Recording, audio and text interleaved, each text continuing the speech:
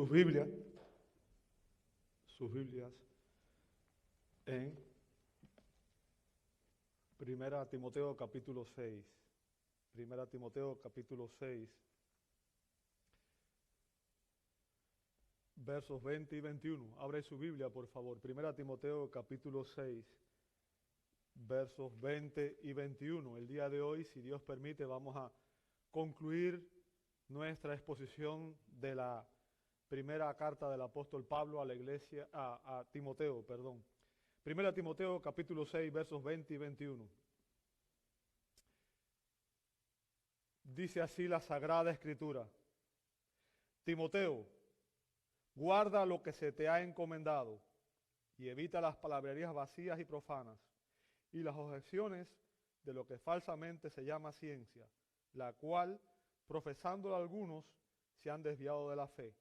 La gracia sea con todos ustedes. Señor, una vez más venimos ante su bendita presencia, agradecido por esta oportunidad de estudiar su palabra.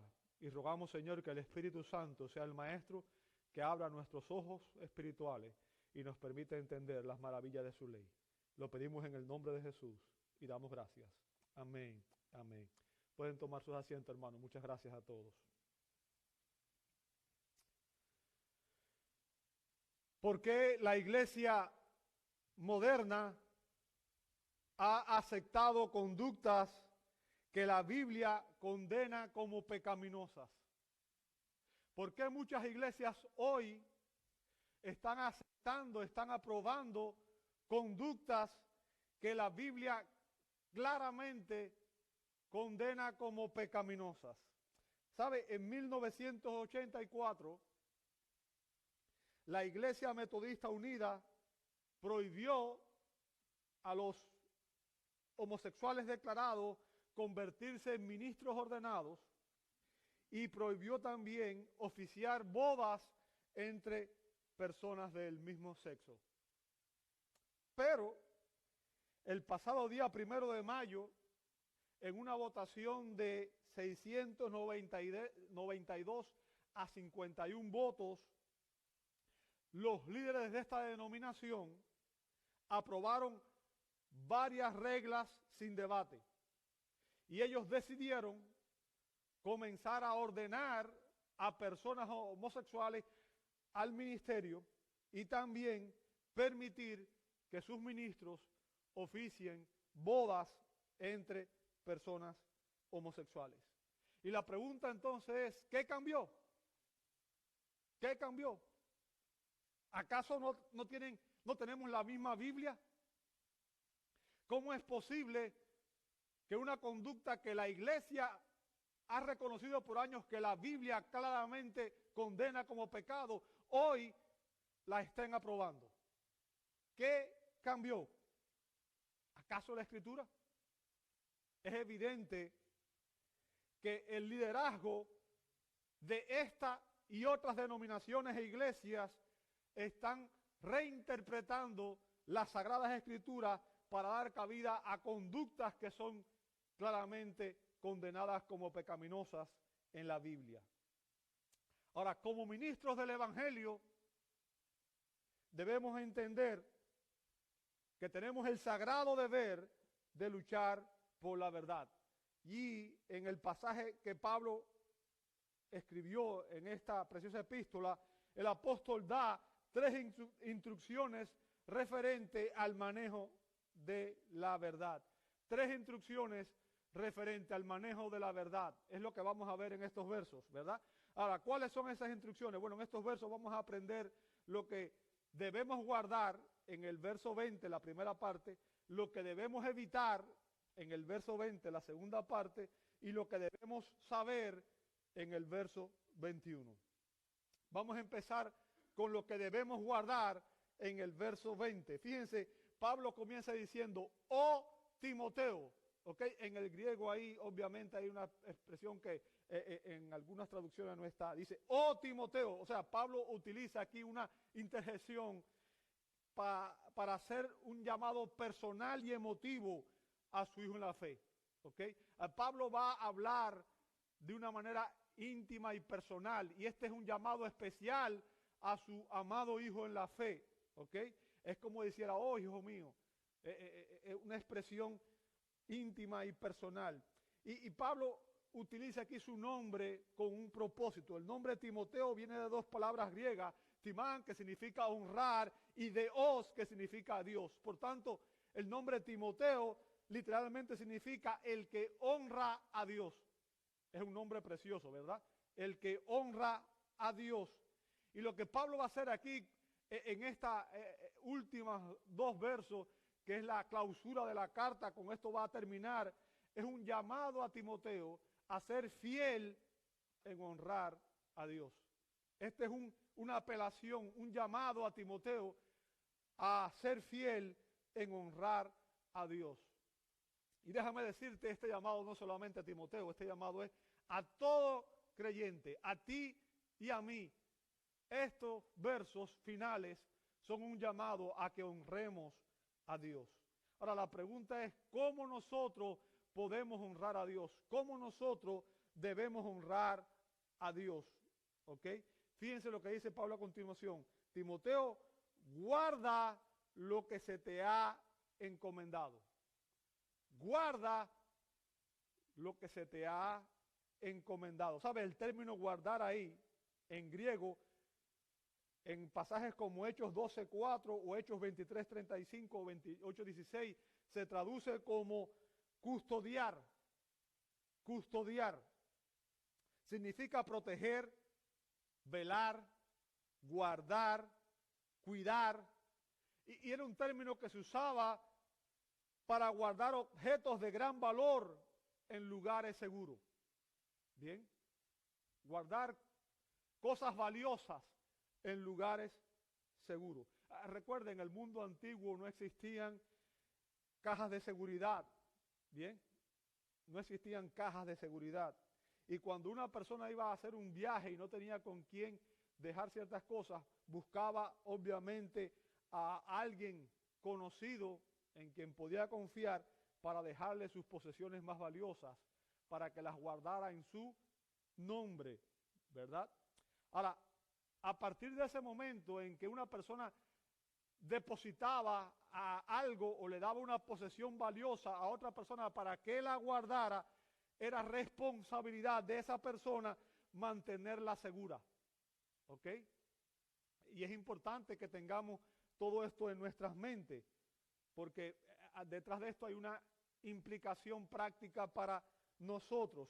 ¿Sabe? El verbo que Pablo usa ahí en guardar es un imperativo presente, o sea, esto es un mandato y está en tiempo presente. Significa que es algo que se debe hacer continuamente, o sea, la función de guardar la verdad, porque eso es lo que Pablo va a enseñarnos aquí. La iglesia tiene la función de guardar la verdad de Dios, la verdad que Dios ha depositado en su iglesia. Bien. Así que la función de guardar es una tarea permanente y continua para la iglesia. Bien. Nuestra función como iglesia es, Dios nos ha delegado, nos ha dado su verdad y nosotros debemos preservarla, protegerla y predicarla fielmente. ¿Ok? Y lo que Pablo está haciendo aquí es enfatizando la continuidad de la misión de la iglesia. ¿Ok? Fue Jesús quien dio la enseñanza a los apóstoles, quien dio la verdad revelada a los apóstoles. ¿Ok? Y ahora, después los apóstoles estaban delegando esa verdad en sus discípulos, ¿verdad? Pablo había recibido revelación de parte de Cristo y ahora le estaba delegando esa verdad que él había aprendido, se la estaba delegando a Timoteo para que él guardara el encargo sagrado de preservar la verdad de Dios, el depósito de la verdad que el Señor le había entregado a él.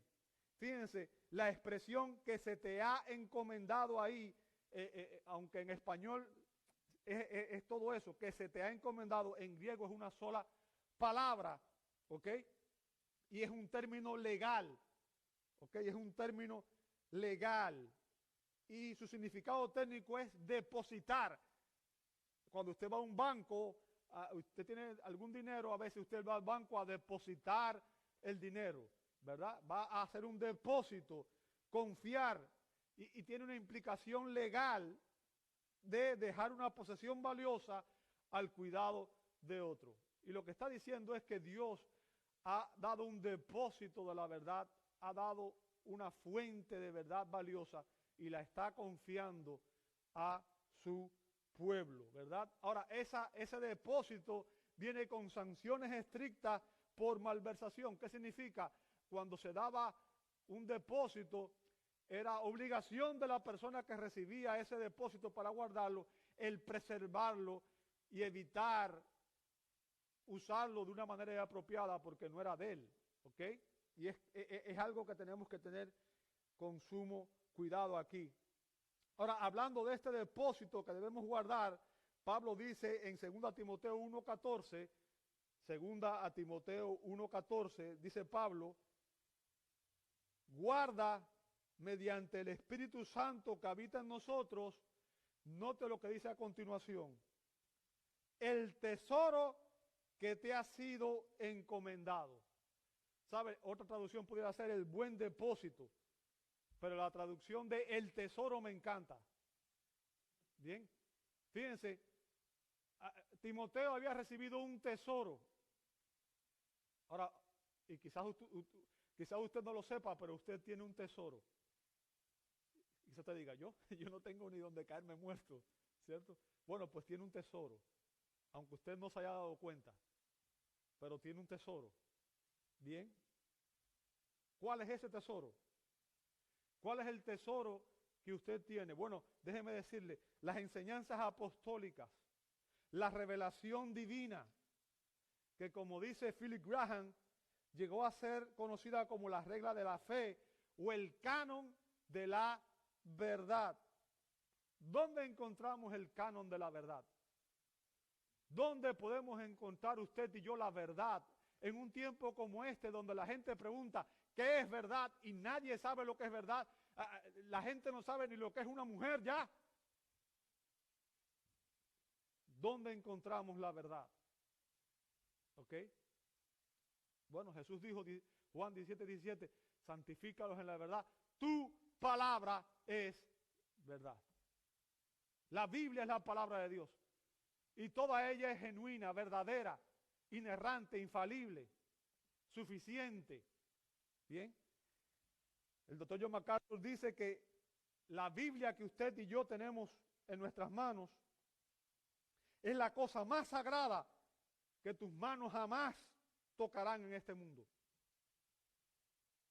La cosa más sagrada que tus manos jamás tocarán en este mundo. Esta es la confianza sagrada suprema. ¿Qué significa? Dios ha depositado la verdad en nuestras manos.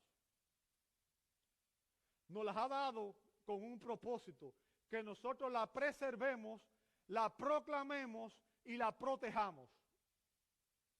Esa es nuestra función. No pervertirla, no esconderla, no usarla como queremos, sino protegerla, proclamarla. ¿Ok? Esa es nuestra función. La Biblia es un valioso tesoro que ha sido confiado a nuestro cuidado. Hermano, quiero recordarle lo que dijo el apóstol Pablo en 1 Timoteo 3:15, donde él dijo que los pastores son columna y sostén de la verdad, ¿cierto? Hello. Eso no fue lo que dijo. ¿Qué dijo él? La iglesia. ¿Y la iglesia quiénes son? Todos nosotros. ¿Entiende el punto? Usted y yo y todo creyente en todo lugar, todo creyente genuino es columna y sostén de qué cosa? De la verdad. ¿Qué verdad? La verdad que Dios nos ha depositado en las manos. ¿Dónde? En la Escritura. ¿Entiende el punto? Tenemos un tesoro en nuestras manos que Dios ha depositado. Y nuestra obligación como iglesia es proteger, preservar y proclamar esa verdad fielmente. Fielmente. Si nosotros, los líderes y todos los creyentes, obedeciéramos este mandato con fidelidad, no existiría tanta confusión, tantos problemas, tantas divisiones en las iglesias. ¿Sabe? Un principio que estableció la Reforma Protestante y que fue básico, fundamental, fue sola Escritura. O sea, solo la palabra de Dios. Solo la Biblia es la palabra de Dios. Solamente ella tiene autoridad para cautivar la conciencia de los creyentes. En otras palabras, cuando yo me paro aquí en el púlpito, yo no debo pararme aquí para darle a usted mi opinión, mis ideas, mis gustos, mis preferencias. A usted no le importa nada lo que yo pienso. Mi función aquí debe ser fiel en proclamar lo que la Biblia enseña. Ser fiel en exponer lo que la Biblia enseña. La Biblia es la palabra de Dios. Dios habla a través de su palabra. Por tanto, ella es la única norma de fe y conducta para cada creyente. La verdad divina, amado hermano, la verdad de Dios, la palabra de Dios, la verdad divina que Dios ha delegado en nosotros, está por encima de las opiniones de los hombres. ¿Ok? Por muy prudentes y piadosas que puedan ser nuestras opiniones, nunca podrán compararse con la verdad de la palabra de Dios. Y es por eso que le digo, yo no me paro aquí para decir mi opinión. A usted no le importa lo que yo pienso. Ningún predicador debe dar su opinión desde el púlpito. Lamentablemente, muchas iglesias han caído en el carismatismo. ¿Ok? Y cuando uso el término carismático, porque algo carismático se refiere a que tiene dones. Bien, y eso está perfecto. Pero el movimiento carismático es un movimiento que está abusando de los dones y han caído en el mismo error que llevó a la iglesia a convertirse en lo que fue el desastre, que es la secta católico-romana. Bien, no es una iglesia, es una secta. ¿Por qué? Tiene supuestamente un hombre que ocupa el lugar de Cristo en la tierra. ¿Ok? Y cuando usted usurpa a Cristo como cabeza de la iglesia, usted ya no es iglesia. Tiene una autoridad que está por encima de la Escritura, que es la curia romana. Y su evangelio ha distorsionado el verdadero evangelio. Por tanto, no es una iglesia genuina. Por eso surgió la reforma. Porque los reformadores se dieron cuenta de que la iglesia se había alejado de la palabra, de la verdad revelada en la palabra, y estaban siguiendo la enseñanza de hombres. Y es por eso que se estableció el principio de sola Escritura. Solo la palabra de Dios tiene autoridad para cautivar la conciencia de los creyentes. Lamentablemente el movimiento carismático, en sus errores, afirman que existen hoy hombres con un ministerio profético que traen nuevas revelaciones, revelaciones extra bíblicas. Y ese es el mismo error que tenía la Iglesia Católica, que decía que el Papa, cuando habla ex cátedra, lo que dice es infalible. Por tanto, dentro de la iglesia evangélica o protestante, se debe hacer una reforma hoy.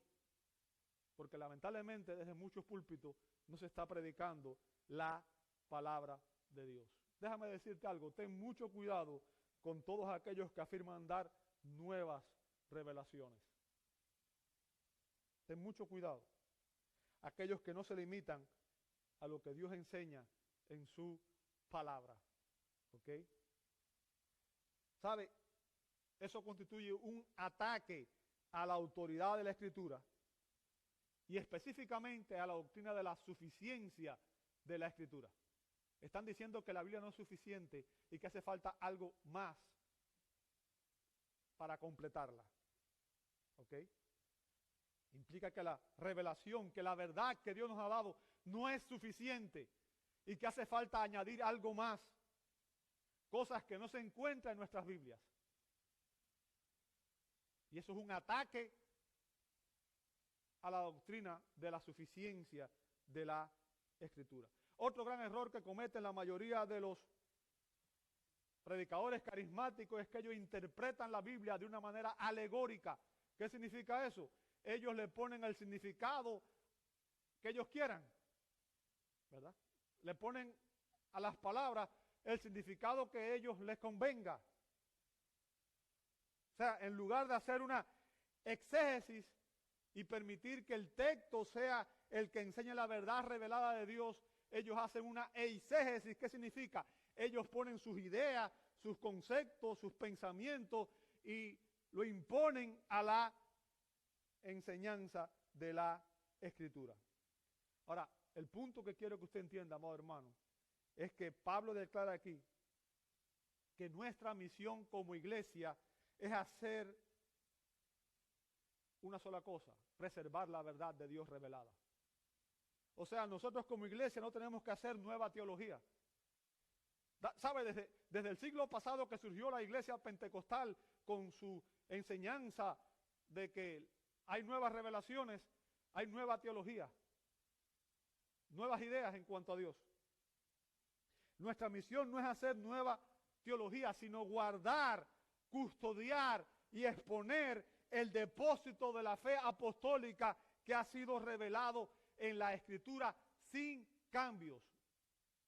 Esa es nuestra misión como iglesia.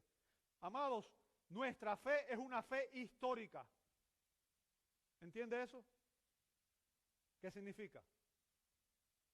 La fe evangélica no surgió ayer, no surgió en el siglo pasado cuando nació la iglesia pentecostal. La fe evangélica, la fe bíblica, tiene 2000 años de historia. Inició con Cristo, con los apóstoles. ¿Entiende eso? Con los padres de la iglesia. ¿Ok? Nuestra fe es una fe histórica. No surgió en el siglo pasado con la iglesia pentecostal. Surgió hace 2000 años en Palestina. Judas 3, que la fe que de una vez para siempre fue entregada a los santos. ¿Qué significa? La revelación de Dios fue dada de una vez y para siempre. No hay nueva revelación. Fue dada toda ella. Y Pablo declara aquí que esa es nuestra misión. O sea, esto define el trabajo esencial de la iglesia y de su liderazgo. ¿Ok? La iglesia guarda, defiende y proclama la verdad que nos ha sido revelada en la palabra de Dios con fidelidad. Bien. Tenemos un depósito de verdad espiritual que guardar y transmitir a la nueva generación. ¿Ok? Y nuestra obligación es preservar ese depósito ileso y sin cambios. Es preservar la verdad de Dios en la Escritura. Siguiendo la instrucción de Pablo a Timoteo en 2 Timoteo 2:2, note lo que dice Pablo. Y lo que has oído de mí en presencia de muchos testigos. Recuerden, Pablo era un apóstol. ¿Recuerda eso, verdad?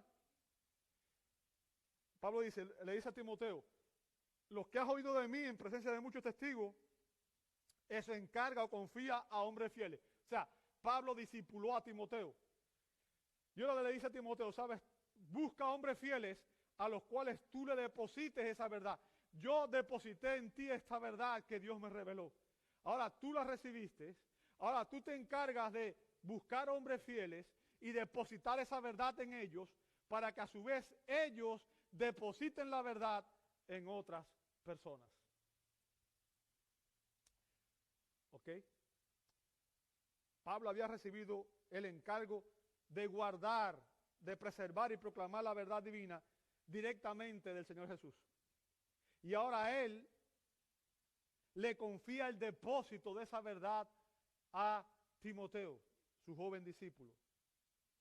Timoteo debía tomar la revelación divina, preservarla fielmente y transmitirla a hombres fieles. ¿Por qué fieles? Porque a su vez ellos eran responsables de transmitir esa verdad sin cambio a la próxima generación.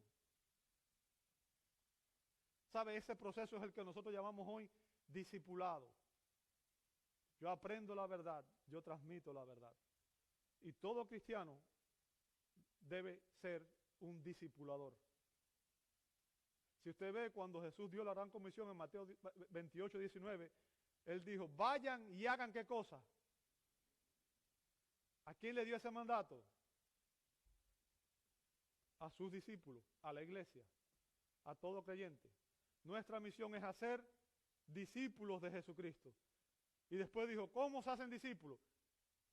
Enseñándoles todo lo que os he mandado. Esa es la misión de la iglesia.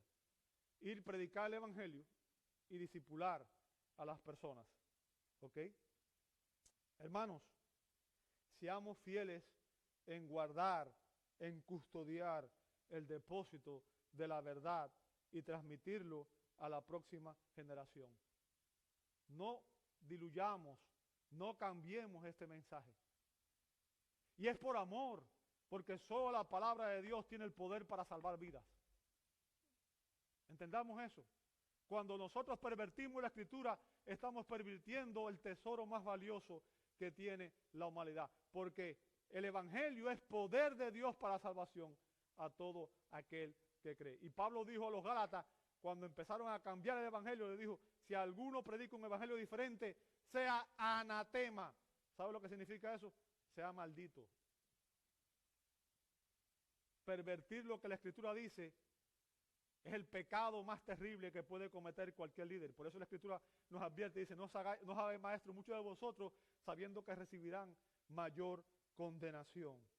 Así que hemos examinado lo que debemos guardar. ¿Qué es lo que debemos guardar? La verdad revelada en la palabra de Dios.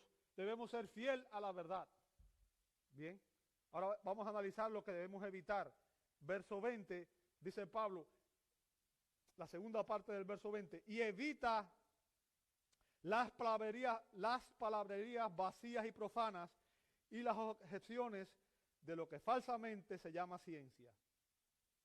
Fíjense, note el mandato de Pablo.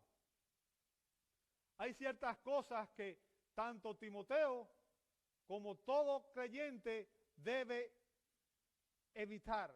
¿Sabe? El término evitar ahí en griego, extrepo, significa desviarse, apartarse de, rehuir, evitar, encontrarse o asociarse con alguien. ¿Escuchó? Desviarse, apartarse de, rehuir, evitar, encontrarse o asociarse con alguien. O sea, Pablo está diciéndonos aquí que debemos evitar ciertas personas. ¿Ok? La amenaza, fíjense, debemos recordar el contexto en que Pablo escribe estas palabras. Recuerden que en el capítulo 1 de 1 Timoteo vimos que dentro de la iglesia habían surgido falsos maestros. ¿Ok? Y la amenaza al mensaje y a la misión de la iglesia que representaban las falsas enseñanzas de los falsos maestros fue la principal razón por la que Pablo escribió esta epístola. El propósito de Pablo era rebatir esas falsas enseñanzas.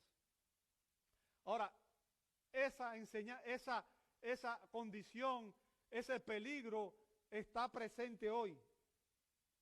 El peligro de los falsos maestros está presente hoy. Y es por eso que todos nosotros debemos obedecer este mandato. ¿Cuál es el mandato? Evitar exponernos a los que distorsionan la enseñanza de la palabra de Dios. Ese es el mandato aquí. Cualquier persona que cambie, que varíe el mensaje de la Escritura, el mensaje de la palabra, debe ser evitada. Pablo dice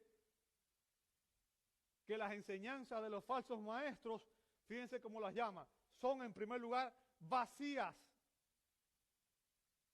kenofonía, de kenos, vacío, y foné sonido, o sea, significa palabras vanas, palabras vacías, palabras que se lleva el viento. Bien. El doctor William Hendrickson afirma que Timoteo debe evitar un error. No debe perder tiempo en las sandeces de los falsos maestros que no entienden las palabras que usan ni los temas con que tanta confianza tratan. No se exponga a aquellos que distorsionan la Escritura. No se exponga a aquellas personas que afirman dar nueva revelación. No se exponga a aquellos que tuercen lo que la Escritura enseña.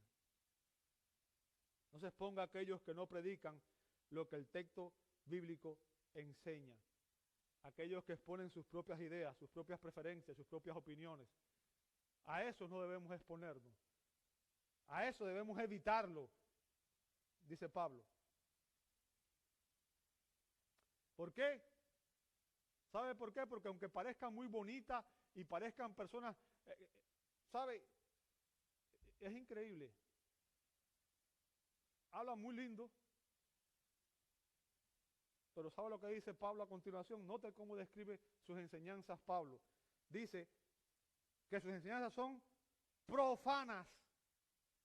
¿Entiende el punto? ¿Entiende el problema? Dice que estas enseñanzas son profanas. ¿Sabe? El bébelos significa mundana, ateo, aquello que carece de toda relación o afinidad con Dios, que no tiene religión. Profano, o sea, significa que lo que están enseñando no tiene ninguna relación con Dios. El mensaje no es de Dios. Y lo que Pablo está diciendo es que las enseñanzas de los falsos maestros son un veneno mortal que debemos evitar a toda costa para no arriesgar nuestras vidas. Ahora, se lo voy a poner en otra, se lo voy a tratar de ilustrar de una manera muy sencilla. Si usted toma algo que dice que es un medicamento y le echa un poquito de veneno, ¿usted se arriesgaría a tomarlo? No. ¿Por qué? Porque sabe que el veneno es peligroso y lo puede matar. Entonces, no importa cuán contaminado tenga, no importa qué cantidad de veneno tenga, cualquier cantidad de veneno nos va a hacer daño. Y ese es el punto que Pablo está haciendo aquí. Estas personas, aunque hablen algunas verdades y digan unas pocas mentiras, esas pocas mentiras son profanas y por tanto estás arriesgando tu vida. ¿Ok? Aunque ellos afirman proclamar la verdad, en realidad sus enseñanzas son, dice Pablo, vacías y profanas. Ahora, ¿cuál es el resultado de exponerse a este tipo de enseñanza? Vea lo que dice Pablo en 2 Timoteo 2.16. 2 Timoteo 2.16 dice, evita las palabrerías. Fíjense que usa los mismos términos aquí. Los mismos términos. Evita las palabrerías vacías y profanas, porque los dados a ellas conducirán más y más ¿a qué cosa? A la impiedad. Recuerda, el punto es que los falsos maestros usan la razón humana, la sabiduría humana, para tergiversar la palabra de Dios. Y Pablo advierte que esto es un peligro. ¿Ok? ¿Por qué? Porque sus herejías son, dice Pablo, destructivas. Y solo conduce, dice Pablo, a más y más impiedad. ¿Sabe? Cuando la Iglesia Metodista Unida aprobó estas cosas, está llevando a personas que son pecadoras y que no se han arrepentido de sus pecados y que no han entendido que necesitan arrepentirse y recibir la salvación que Cristo ofrece. Yo quiero que usted entienda, tomé ese ejemplo y no es el único, porque muchas veces condenamos a los homosexuales por su pecado y la gente no entiende. La Biblia dice claramente que ni los fornicarios, ni los adúlteros, ni los mentirosos, ni los ladrones, o sea, no toma un pecado individual. Cualquier pecado nos separa de Dios. Y la Biblia dice que Dios manda a todos los hombres en todo lugar que nos arrepintamos de nuestros pecados y que corramos a Cristo por la fe y que recibamos a Cristo por la fe, porque Cristo es el único que puede perdonarnos de todo pecado y limpiarnos de todo pecado y darnos una nueva vida con propósito. Entonces no importa cuál sea el pecado, todo pecado tiene una sola solución. Es Cristo. Y si una persona no reconoce eso y no se arrepiente de sus pecados, no importa cuál sea, al final va camino al infierno. Y sabe, usted puede estar en una iglesia toda su vida sentado ahí, y si usted no siente dolor por su pecado, si usted no se arrepiente de sus pecados, y si usted no recibe a Cristo como Señor y Salvador, usted va al infierno.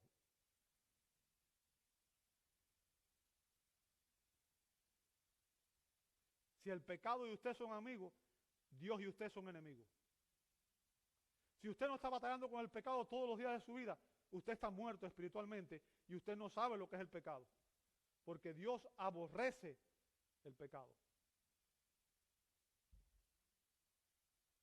Y mientras no nos arrepintamos y corramos a la cruz de Cristo y pidamos perdón por nuestros pecados, estamos camino al infierno. La verdad es la que nos hace libres. Cambiar la verdad, tergiversarla, es un veneno mortal que nos condena por la eternidad. ¿Ok? ¿Sabe? Pablo dice que esta gente tiene objeciones. Objeciones. ¿Ok? ¿Sabe? El sustantivo objeción ahí sería la palabra griega antítesis. Y todo el mundo sabe lo que es una antítesis, ¿verdad? Es una palabra compuesta, anti, que significa contra, y didemi significa colocar. Allí en español, una antítesis significa una posición contraria. En otras palabras, las enseñanzas de los falsos maestros son contrarias a la verdad revelada por Dios en la Escritura. Ahora, ¿entiende el peligro? Si usted dice que usted está proclamando la verdad y está dando una enseñanza que es contraria a la verdad, usted es un enemigo de la verdad. No importa quién sea. No importa el título que se ponga. Lo que Pablo está diciendo aquí, amado hermano, es que los falsos maestros enseñan doctrinas que son contrarias a la verdad cristiana que nos ha sido revelada en la Escritura. Ese es el punto de Pablo. Y ese es el peligro con las sectas. Ese es el peligro con aquellos que aceptan nuevas revelaciones. Pablo dice que sus falsas enseñanzas, dice que sus enseñanzas se llaman, falsamente la llaman, fíjense, él usa esta expresión, llaman falsamente a sus enseñanzas. ¿Sabe? El término ahí también es una sola palabra en el griego. El término seudónimo de una palabra compuesta por pseudos, que significa falso, y onoma, que significa nombre. O sea, es literalmente un falso nombre. Le da un falso nombre a su enseñanza. ¿Cuál es el nombre que ellos le dan a su enseñanza? Ciencia, ¿lo veis? Y el término ciencia ahí del griego es gnosis, de donde viene nuestra palabra conocimiento. ¿Bien? ¿Sabe? Y Pablo está atacando ahí específicamente una escuela que surgió en aquel contexto, en el segundo siglo, ¿ok? A principios del primer siglo y el segundo siglo, la escuela gnóstica, ¿verdad? Que fue un enemigo formidable para la iglesia. Empezaron a enseñar revelaciones extra bíblicas, ¿ok? La gente necesitaba un conocimiento especial, extra bíblicos. Y ellos decían que ellos tenían una verdad que de otro modo sería inaccesible para las personas. Pero en realidad, lo que ellos enseñaban estaba alejado de la verdad que Dios revela en su palabra. Y yo quiero que usted entienda, esta secta surgió en la iglesia, como mismo surgió el movimiento carismático dentro de la iglesia, que ha copado la iglesia, y hoy lamentablemente la mayoría de las personas son carismáticas y no entienden el peligro en el que están expuestos. Es triste, es lamentable, es doloroso. ¿Ok?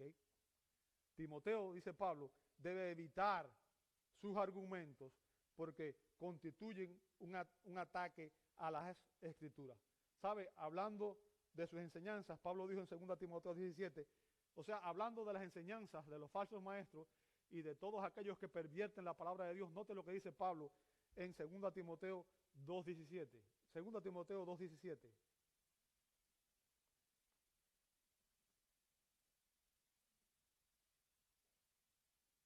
Dice Pablo, 2 Timoteo 2:17, y su palabra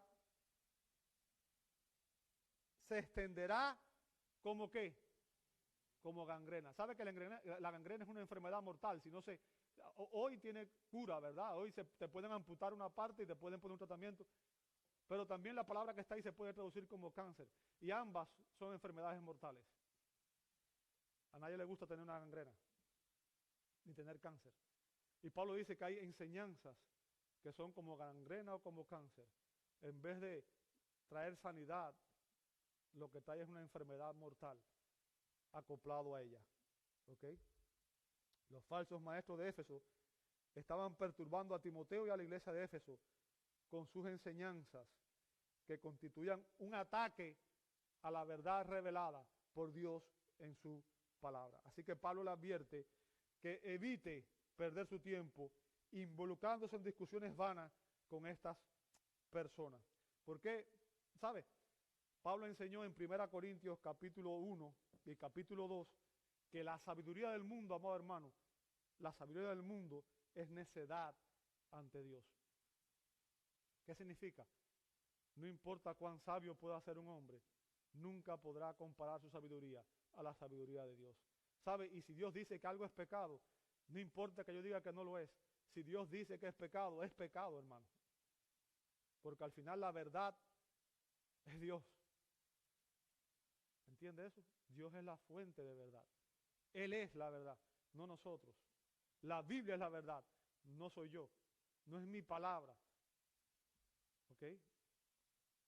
La Biblia dice cosas que a mí no me gustan. ¿Por qué? Porque soy un ser humano vendido al pecado, rescatado por gracia, redimido por gracia, perdonado por gracia. No porque sea bueno, no porque sea mejor que otro, sino simplemente porque reconocí mi condición delante de Dios, que el camino en que iba era camino de muerte. Y que hay una sola solución al pecado, que es Cristo. Y me arrepentí de mis pecados y recibí la gracia que Dios me ofrecía en Cristo. Y esa debe ser la experiencia de todo creyente genuino. Entender, no importa si los hombres te dicen, no te preocupes, Dios es tan bueno que Él por amor, Dios te va a perdonar todo. Sí, Dios te perdona todo. Si tú te arrepientes de tus pecados, recibes a Cristo. Pero si tú quieres vivir en pecado y vivir con Cristo, la Biblia dice que sin santidad nadie verá al Señor. Si tú no estás creciendo en santidad, tú no estás en comunión con Dios. Aunque estés aquí, aunque estés expuesto a la sana enseñanza, una persona puede estar expuesta a la sana enseñanza y no ser un creyente genuino. ¿Okay? Hemos examinado lo que debemos evitar. Y finalmente, vamos a ver lo que debemos saber. Y ahora les voy a dar, hermano, cuál es el peligro de exponerse a los falsos maestros. ¿Cuál es el peligro de estar jugando con fuego? Voy a decirlo de esa manera, ¿verdad? No, es que a mí ese predicador me gusta porque habla muy bonito. Tiene muy... Bueno, pues sabe a lo que se está exponiendo. Dice, verso 21. La cual, profesando a algunos, se han desviado de la fe. O sea, mucha gente que fue expuesto a la falsa enseñanza, dice Pablo en la iglesia de Éfeso, ¿verdad? Algunas personas de la iglesia de Éfeso fueron expuestos a la falsa enseñanza. ¿Y cuál fue el resultado para ellos? Dice que se han desviado de la fe. O sea, Pablo aquí nos hace saber cuán peligrosas son las falsas enseñanzas. Esto no es un juego, hermanos. Esto es una batalla por la verdad. Y es una batalla que como iglesia debemos estar dispuestos a y comprometidos a pagar el precio. Y mucha gente va a odiar lo que estoy diciendo. Y a mucha gente no le va a gustar lo que estoy diciendo. Yo lo sé. No me gusta buscarme enemigos, pero la defensa de la verdad nos exige que digamos la verdad. Y la verdad es lo que Dios ha revelado. Me guste a mí o no me guste a mí. Pablo nos hace saber cuán peligrosas son las falsas enseñanzas. ¿Sabe? Pablo concluye esta epístola con una advertencia. Una advertencia que nuestra generación necesita conocer. Necesita escuchar. Las falsas doctrinas son destructivas y mortales. Destructivas y mortales. Y Pablo alude aquí a algunos creyentes de la comunidad de Éfeso que profesaron la nueva enseñanza. Y dice Pablo que ellos se alejaron de la fe. Fíjense que la preocupación del apóstol Pablo aquí no era solo en la misión de la iglesia. Fíjense, Pablo realmente tenía compasión por las almas. Pablo realmente estaba preocupado por el bienestar espiritual de las personas, y lo que Pablo buscaba era que las personas realmente entendieran el evangelio para que fueran salvos. Es por eso que él estaba tan interesado en la verdad, porque Pablo sabía que solamente la verdad es la que nos hace libres. Solamente la verdad nos hace libres. ¿Ok? Las sectas tergiversan el mensaje de la Biblia. Y aquellos que los escuchan son engañados por sus falsas enseñanzas. Van tras ellas. Y el peligro de las falsas enseñanzas, dice Pablo aquí, es obvio. ¿Cuál es? Algunos profesándolas se han desviado de la fe. O sea, estas personas cayeron en la apostasía. ¿Qué significa? Fueron personas que fueron expuestas a la verdad y al final se apartaron de ella. No es que fueron creyentes genuinos, yo creo que usted entiende, un creyente genuino puede por un tiempo ser engañado y caer por un tiempo, pero al final siempre va a regresar a la verdad. Pero estas personas no eran creyentes genuinos que se perdieron. Son personas que profesaron fe, dijeron creer la verdad, pero que en realidad no habían sido regenerados y que se dejaron seducir por los deseos de su propio corazón pecaminoso. ¿Sabe? La Biblia nos advierte que en los últimos tiempos vendrían falsos maestros y que se amontonarían gente deseando oír sus engaños. Muchas veces se pregunta, ¿por qué se llena tanto ciertas iglesias que enseñan falsa doctrina? Es porque la gente va a escuchar lo que quiere oír. Quiere un mensaje que le diga, todo está bien contigo, tú no eres pecador. Quiere un mensaje que le diga, no tienes que arrepentirte de tus pecados, tú puedes seguir viviendo como tú estás viviendo y todo te va a ir bien, no te preocupes. ¿Sabes? Quienes hacen eso, dice la Escritura, recibirán mayor condenación. Pero Pedro dio la siguiente advertencia contra los falsos maestros. Segunda de Pedro, capítulo 2, versos 1 y 2. Segunda de Pedro 2, 1 y 2. Segunda de Pedro 2, 1 y 2 dice la Escritura. Pero se levantaron falsos maestros entre el pueblo, así como habrá también falsos maestros entre vosotros, los cuales encubiertamente introducirán herejías destructoras. Note cómo llama sus enseñanzas, herejías destructoras, negando incluso al Señor que los compró. ¿Sabe que la mayoría de los predicadores de la prosperidad y del movimiento predican un falso Cristo? Dicen que Cristo no era Dios, que era un simple hombre, un hombre que nació de nuevo, y predican una serie de sandeces y estupideces teológicas y lo peor es que hay miles de gente, millones de gente creyendo esas enseñanzas. El que no entiende quién es Cristo, sabe, atacar la doctrina cristológica es atacar el evangelio, porque Cristo es Emmanuel, Dios con nosotros, Dios se hizo carne, Dios vino a reconciliar a los hombres consigo mismo. Cristo es el único mediador entre Dios y los hombres. Si alguien ataca a Cristo, está atacando la gracia de Dios y está atacando el evangelio de Dios. Bien. Herejía destructora, negando incluso al Señor que los compró, trayendo sobre sí una destrucción repentina. Muchos seguirán su sensualidad y por causa de ello, dice Pedro, el camino de la verdad será, ¿qué cosa? Blasfemado. Sabe, mucha gente que hoy tiene una idea errada de lo que es el evangelio, porque su única relación con el evangelio han sido los predicadores de la falsa prosperidad, han sido los televangelistas, que predican un evangelio falso. Y mucha gente está atacando la iglesia, a Cristo, porque tienen un concepto equivocado de lo que es el evangelio y de lo que es la verdad. Bien. Satanás siempre se ha esforzado por infiltrar la iglesia. Y lo hace a través de los engaños de los falsos maestros. Y ellos promueven, dice Pedro, herejías destructoras, falsas enseñanzas. Dice Pedro que conducen a la condenación de quienes las creen. O sea, aquellos que caen en sus redes van camino al infierno. ¿Sabe? El propósito de Satanás desde el principio es tergiversar la verdad revelada en la Escritura. ¿Para qué? Para engañar a los hombres. Y es por eso que Pablo nos advierte en 2 Corintios 11:15, por esto no es de sorprender que sus servidores o sus ministros, hablando de Satanás, también se disfracen como servidores de justicia, cuyo fin será conforme a sus obras. O sea, los falsos maestros, dice la Escritura, que son ministros de Satanás. ¿Entiende el punto?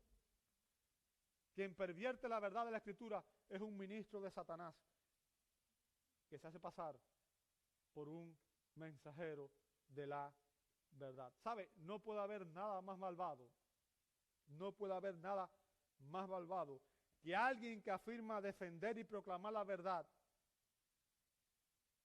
para la salvación de las almas, cuando en realidad esté propagando mentiras satánicas que condenan las almas.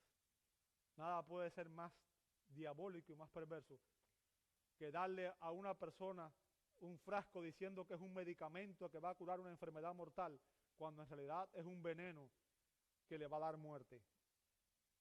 Por eso es tan trágico cuando las iglesias, cuando los creyentes somos tolerantes con las enseñanzas que no son bíblicas de los falsos maestros. ¿En nombre de qué? En nombre del amor y de la unidad. Ah, no importa, son nuestros hermanos. No, hermano. Si ellos no predican la verdad, no son mis hermanos en Cristo. Si ellos no predican el evangelio, no son mis hermanos en Cristo. No son mis hermanos en Cristo. ¿Ok? Pablo concluye esta epístola con una bendición. La gracia sea con vosotros. O sea, gracia a vosotros. Está en plural, ¿verdad? Y esta expresión va más allá de Timoteo y abarca obviamente a toda la congregación, a todos los creyentes, todos los cristianos. Estamos incluidos aquí. Pablo desea que la gracia de Dios sea con todos los creyentes. Todos los cristianos, amados hermanos, somos, escuche bien, esta es la aplicación del mensaje.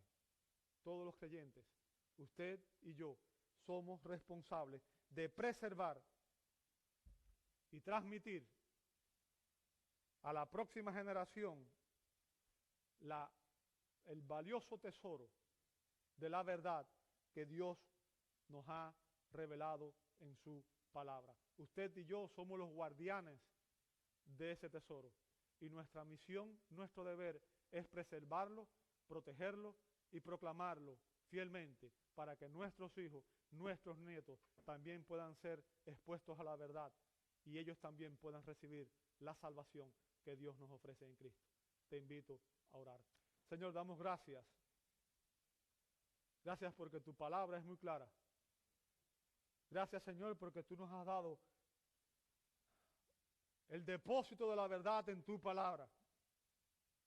Y nuestra misión como iglesia es preservar ese depósito, Señor. Es protegerlo. Es proclamarlo con fidelidad. No adulterarlo. Señor, ayúdanos a ser fieles en esta misión que tú has encomendado.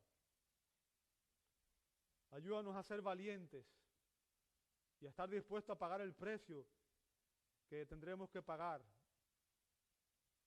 Señor, que entendamos que esta verdad es el tesoro más valioso que la humanidad posee, porque en ella está el único mensaje que puede darnos salvación y vida eterna.